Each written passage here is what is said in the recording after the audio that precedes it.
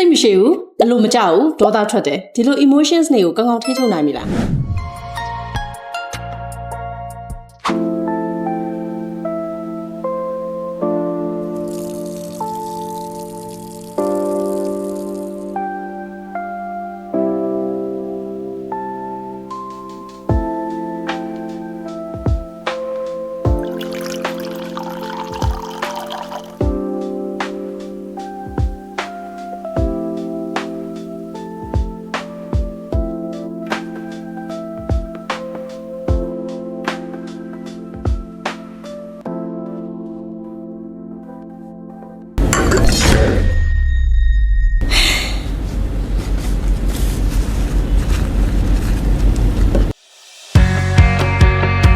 စိတ်မရှိဘူးအလိုမကြောက်ဘူးဒေါသထွက်တယ်ဒီလို emotions တွေကိုကောင်းကောင်းထိချုပ်နိုင်ပြီလားလူတော်တော်များများကပြောင်းလဲခြင်းစိတ်ရှိကြသလိုပဲပြောင်းလဲခြင်းတဲ့အရာတွေလည်းရှိတယ်ပေါ့နော်ဆိုတော့ဥပမာအဖြစ်အလုံးမှာအဆင်ပြေခြင်းနဲ့ပတ်စံတွေအများကြီးရှာခြင်းနဲ့ကိုချစ်တဲ့သူတွေကိုအကောင်းဆုံးအရာတွေပေးခြင်းနဲ့စသဖြင့်ပေါ့နော်ဆိုတော့အိမ်မက်တွေကိုစီရှိကြပေမဲ့လည်းအိမ်မက်တွေကိုအကောင့်ထဲမဖော်နိုင်တဲ့သူတွေကလည်းဒုနဲ့တေးပါအဲ့ဒါဘာဖြစ်လို့လဲဆိုတော့ကျမတို့ကကြီးမားတဲ့အရာတွေခက်ခဲတဲ့အရာတွေကိုပဲအာရုံစိုက်နေရမို့လို့ပါပြောင်းလဲမှုအကြီးရဖို့စ조사နေတဲ့အချိန်မှာအသေးဖွဲအရာလေးတွေကိုစပြီးတော့ပြောင်းလဲဖို့အတွက်မိနေတတ်ကြပါတယ်တကယ်တမ်းတော့လေပြောင်းလဲမှုအကြီးကြီးရကျင်လဲဆိုလို့ရှိရင်တော့ကျမတို့ကအမှုကျင့်သေးသေးလေးတွေစိတ်ခံစားချက်သေးသေးလေးတွေကစလို့ပြောင်းလဲရမှာဖြစ်ပါတယ်ဥပမာအဖြစ်ကျမတို့အလုပ်သွားတယ်အလုပ်နောက်ကျနေတယ်ကားကလည်းပိတ်နေတယ်ဒါဆိုဒေါသတွေထွက်ပြီးတော့စိတ်မရှိဘဲနဲ့အော်ဟစ်ပြီးတော့ဆဲဆိုမိမယ်ပေါ့နော်ဆိုတော့အခုလိုမနဲ့အစကတည်းကဘာမဟုတ်တဲ့အသေးဖွဲလေးတွေနဲ့ကိုကစိတ်မကြည်လင်မဲနဲ့တနေ့တာလုံးဖြတ်တန်းမိမယ်ဆိုလို့ရှိရင်ကိုယ့်ရဲ့တနေ့တာလုံးက energy အပြည့်လည်းမဖြစ်တော့ဘဲနဲ့မှတေးကြတာတစ်ခုကတော့ကျမတို့ရဲ့အိမ်မက်တွေ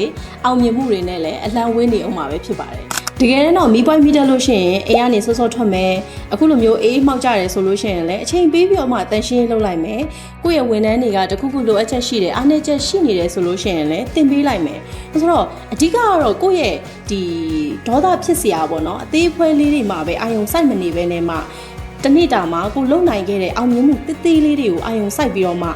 appreciate လုပ်တတ်ဖို့လိုပါတယ်ဥပမာကိုယ့်ရဲ့တနေ့တာလုပ်ရမယ့်အလုပ်တွေပြည့်ပြတ်သွားတာကိုလက်လှုပ်ရှားမှုကိုပုံမှန်လုပ်ဖြစ်တာတနေ့တာစားတောက်မဲ့အစားအစာတွေကို balance ဖြစ်အောင်စားဖြစ်တာဒီလိုအောင်မြင်မှုလေးတွေကိုကိုကအာရုံစိုက်မိမယ်ကို appreciate လုပ်နေမယ်ဆိုလို့ရှိရင်တော့ကိုယ့်ရဲ့ personal life ကမကြခင်မှာဒီပို့ပြီးတော့မှကောင်းတဲ့ပို့ပြီးတော့မှအောင်မြင်တဲ့အနေထားကိုရောက်လာမယ်ဆိုတာကိုကျွန်မရေးရေးအာမခံပါတယ်